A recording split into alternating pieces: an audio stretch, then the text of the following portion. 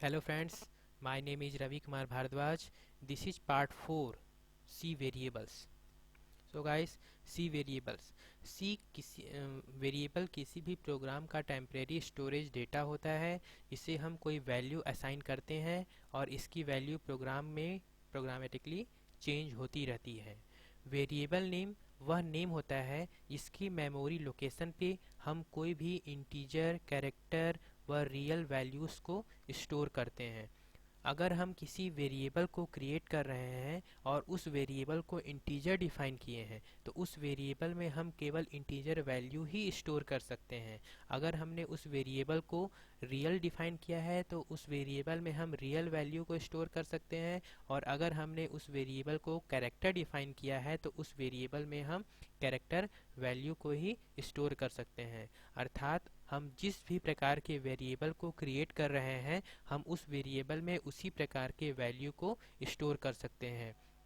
हम जब प्रोग्राम में वेरिएबल को क्रिएट करते हैं तो प्रोग्राम के क्रिएशन के समय ही हम वेरिएबल में वैल्यू असाइन कर सकते हैं, या फिर हम चाहें तो प्रोग्राम के एग्जीक्यूशन के दौरान भी रन टाइम पर हम उसमें वैल्यू स्टोर कर सकते हैं। अगर हम प्रोग्राम में किसी भी वेरिएबल को क्रिएट करना चाहते हैं तो उस वेरिएबल को क्रिएट करने के भी कुछ रूल्स होते हैं। जैसे जब हम किसी वेरिएबल को क्रिएट करते हैं तो उन वेरिएबल का जो लेंथ होता है वह 1 से 31 अल्फ़ाबेट्स के बीच का ही होना चाहिए। वेरिएबल का जो नाम है वह ज़्यादा लंबा नहीं होना चाहिए, वह एक छोटा नाम होना चाहिए और मीनिंगफुल होना चाहिए। इसमें वेरिएबल के नेम के साथ हम किसी डिजिट या अंडरस्कोर का यूज कर सकते हैं। कुछ कंपाइलर्स वेरिएबल की लेंथ 247 कैरेक्टर्स तक भी सपोर्ट करता है। अगर हम किसी वेरिएबल को क्रिएट करना चाहते हैं तो वेरिएबल का फर्स्ट लेटर हमेशा अल्फ़ाबेट होना चाहिए। हम वेरिएबल के नेम के बीच किसी भी कॉमा, ब्लैंक स्पेस या अदर सिंबल का यूज नहीं करेंगे। अगर किसी वेरिएबल को क्रिएट करते हैं तो वह वेरिएबल केस सेंसिटिव होता है। अर्थात अगर हम किसी वेरिएबल को क्रिएट कर रहे हैं और उस वेरिएबल को स्मॉल में डिक्लेयर किए हैं तो उसे हम प्रोग्राम में स्मॉल में ही यूज कर सकते हैं लिखकर। अगर हम उसे कैपिटल लिखते हैं तो प्रोग्राम उस वेरिएबल को समझ नहीं पाएगा, क्योंकि सी एक हाई लेवल लैंग्वेज होने के साथ साथ एक केस सेंसिटिव लैंग्वेज भी है। यह हर वेरिएबल्स या फंक्शंस को जिस प्रकार से डिफाइन किया गया है हमें उसी प्रकार से उसे यूज़ करना होता है।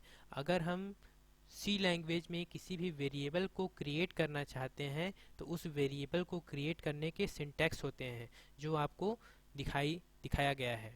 इसमें वेरिएबल को क्रिएट करने के लिए सबसे पहले तो हम किसी भी प्रकार के डेटा टाइप का यूज करते हैं।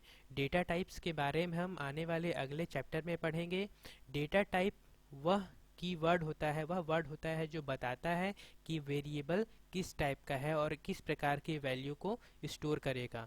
हम इस डेटा टाइप से ही यह डिफाइन कर सकते हैं कि वेरिएबल किस टाइप का है और वह किस प्रकार के वैल्यू को स्टोर करेगा। इसका सिंटैक्स इस प्रकार है। अगर हमें वेरिएबल को क्रिएट करना है तो सबसे पहले हमें डेटा टाइप लिखना होगा, उसके बाद स्पेस के बाद उस वेरिएबल का नाम जो हम क्रिएट करना चाहते हैं। हम चाहें तो एक बार में एक से अधिक वेरिएबल भी क्रिएट कर सकते हैं, और वेरिएबल के नेम के बाद सबसे लास्ट में सेमी कॉलन लगाया जाता है। इसे इसका एग्जाम्पल जैसा दिया हुआ है इंट अमाउंट। यहाँ अमाउंट नाम का एक वेरिएबल क्रिएट किया गया है जो इंटीजर टाइप का है, अर्थात यह इंटीजर वैल्यू को ही स्टोर करेगा। इसी प्रकार से float, num, price and total, यहाँ पर एक साथ 3 वेरिएबल्स क्रिएट किए गए हैं और तीनों वेरिएबल्स फ्लोट टाइप के हैं। अर्थात इसके अंतर्गत हम इसमें रियल वैल्यूज़ अर्थात डेसिमल पॉइंट वैल्यूज़ को भी स्टोर कर सकते हैं। थर्ड एग्जांपल में आपको दिखाया गया है कैरेक्टर ए। तो ए एक वेरिएबल क्रिएट किए हैं जो कैरेक्टर टाइप का है, अर्थात यह किसी भी सिंगल अल्फ़ाबेट्स वैल्यूज़ को स्टोर कर सकता है, इसलिए यह कैरेक्टर कांस्टेंट है। Okay guys, hope you enjoyed. Thank you and please subscribe to my channel. Bye.